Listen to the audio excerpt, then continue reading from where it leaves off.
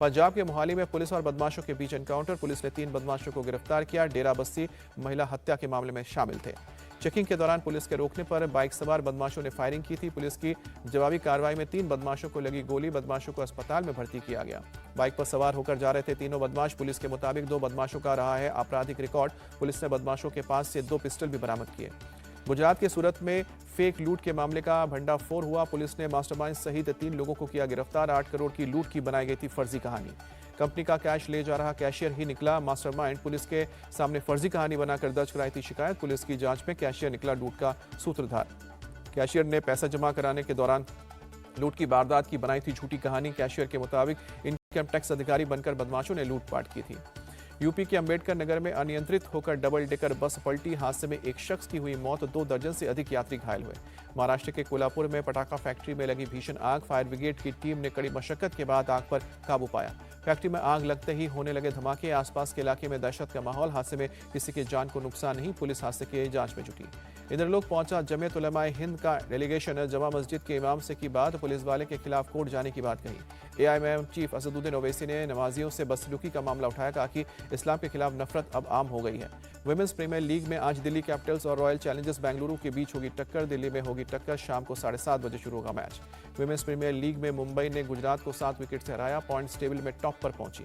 धर्मशाला test में भारत ने England को पारी और 64 रन से हराया। 5 मैचों की टेस्ट सीरीज पर किया 4-1 से कब्जा।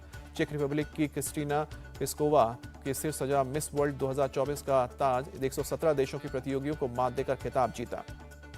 मिस वर्ल्ड की ज्यूरी में शामिल इंडिया टीवी के चेयरमैन और editor in chief Rajat Sharma ने कहा कि सिनी शेट्टी ने टॉप 4 में नहीं आने से निराशा हुई है, लेकिन चेक रिपब्लिक की जो प्रतियोगी मिस वर्ल्ड बनी है वो डिजर्व करती थी।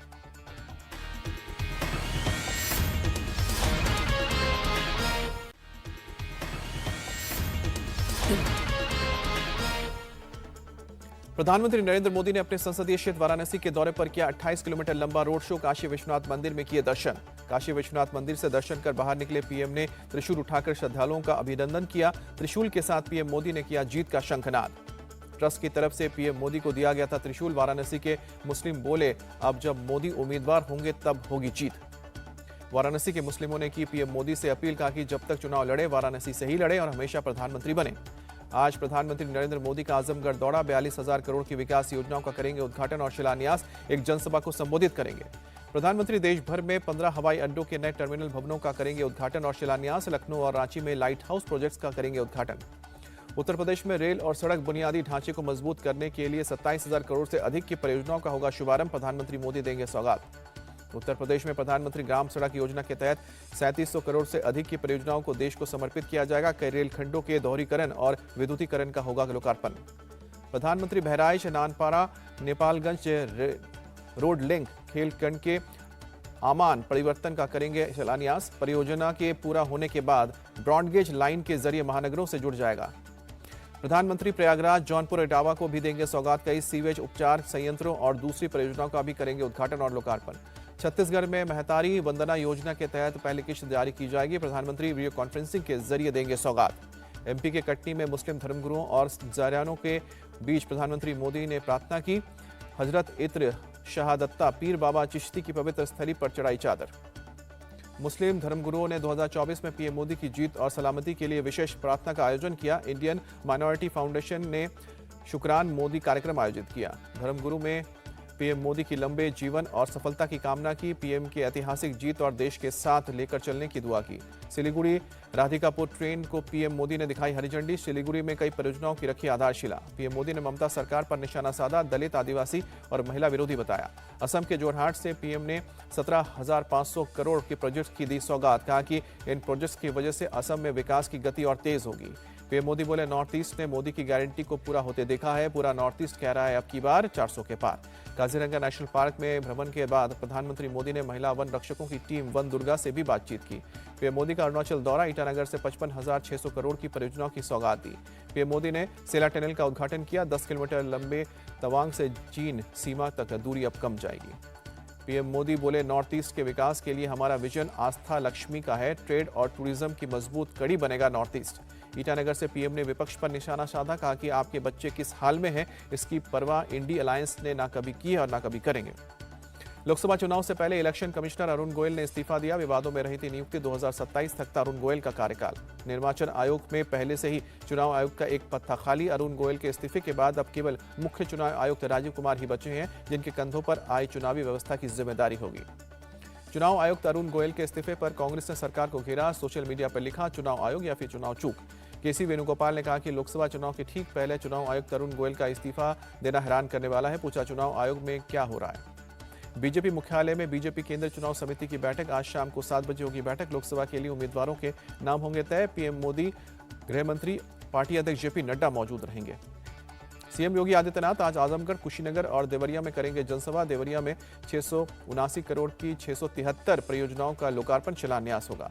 सीएम योगी कुशीनगर में कई विकास परियोजनाओं की सौगात देंगे। 435 करोड़ से महात्मा बुद्ध कृषि एवं प्रौद्योगिकी विश्वविद्यालय का करेंगे शिलान्यास। ममता बनर्जी आज कोलकाता के ब्रिगेड परेड ग्राउंड में करेंगी बड़ी रैली। माना जा रहा है कि इस रैली में ममता अपनी पार्टी के सभी 42 उम्मीदवारों के नामों को एक साथ घोषणा कर सकती हैं। शुभेंदु अधिकारी आज एक जनसभा को करेंगे संबोधित। अदालत का निर्देश है, रैली में ऐसा कुछ नहीं कहा जाना चाहिए जिससे सौंदर्यखाली के पास के इलाके में कानून व्यवस्था खराब हो। बंगाल में ममता सरकार ने पहली बार रामनवमी पर छुट्टी का ऐलान किया। सरकार की तरफ से आयोजकों से शांति से रामनवमी का जुलूस निकालने की अपील की गई है। शाहजहां शेख को आज किया जाएगा कोर्ट में पेश। बशीरहाट के कोर्ट में किया जाएगा पेश। सौंदर्यशाली हिंसा का मुख्य आरोपी शाहजहां का नेटवर्क सक्रिय है, लोगों को धमका रहा है। बीजेपी नेता दिलीप घोष का आरोप। शरद पवार ने पुणे के भोर विधानसभा क्षेत्र में महाविकास अघाड़ी की रैली को किया संबोधित। औपचारिक रूप से अपनी पार्टी की तरफ से सुप्रिया सुले को बारामती सीट से पार्टी उम्मीदवार घोषित भी किया। रैली को संबोधित करते हुए बोले शरद पवार, देश को बांटने की सोच रखने वालों को जब तक हराएंगे नहीं तब तक रुकेंगे नहीं। अरविंद केजरीवाल ने महिलाओं से की आपको वोट देने की अपील। बोले, अगर आपका पति मोदी मोदी करे तो उसे रात को खाना मत देना। आम आदमी पार्टी ने दिल्ली के सिविक सेंटर में आयोजित किया महिला सम्मान समारोह। लोकसभा चुनाव अभियान की शुरुआत की। मध्य प्रदेश के सीएम मोहन यादव ने गुरुग्राम में एक कार्यक्रम को किया संबोधित। कहा कि पाकिस्तान के बाप में दम नहीं कि अब भारत की तरफ देखें। शंभू बॉर्डर पर बैठे किसानों के समर्थन में आज पंजाब में किसान रेल रोको आंदोलन करेंगे। 4 घंटे के लिए देश भर में रेल रोको आंदोलन का आह्वान। गृह मंत्री अमित शाह ने पटना में पिछड़ा अति पिछड़ा महासम्मेलन में संबोधित किया। कहा कि कांग्रेस और आरजेडी आपके बच्चों का भला नहीं कर सकती। गृह मंत्री अमित शाह ने बिहार की जनता पर जताया भरोसा। कहा कि इस बार लोकसभा की सभी 40 सीटें जीतेंगे। अमित शाह ने लालू यादव पर साधा निशाना। कहा कि गरीबों की जमीन कब्जा करने वाले नेताओं को अब छोड़ा नहीं जाएगा। कार्रवाई के लिए जल्द बनेगी कमेटी। अमित शाह ने बिहार के भूमाफियाओं को चेताया। कहा कि डबल इंजन की सरकार है, उल्टा लटका कर सीधा कर देगी। छत्तीसगढ़ के रायपुर में किसान महाकुंभ का आयोजन। केंद्रीय मंत्री राजनाथ सिंह बोले 25 करोड़ लोग गरीबी से बाहर आ चुके हैं। राजनाथ सिंह ने जनता से की अपील। कहा कि तीसरी बार बीजेपी सरकार बनाए, हिंदुस्तान में कोई भी गरीब नहीं रहेगा। एनडीए में शामिल हुई टीडीपी और Jana Sena party. BJP chief JP Nadda ने किया स्वागत। कहा कि आंध्र प्रदेश के विकास के लिए मिलकर करेंगे काम। आंध्र प्रदेश में बीजेपी टीडीपी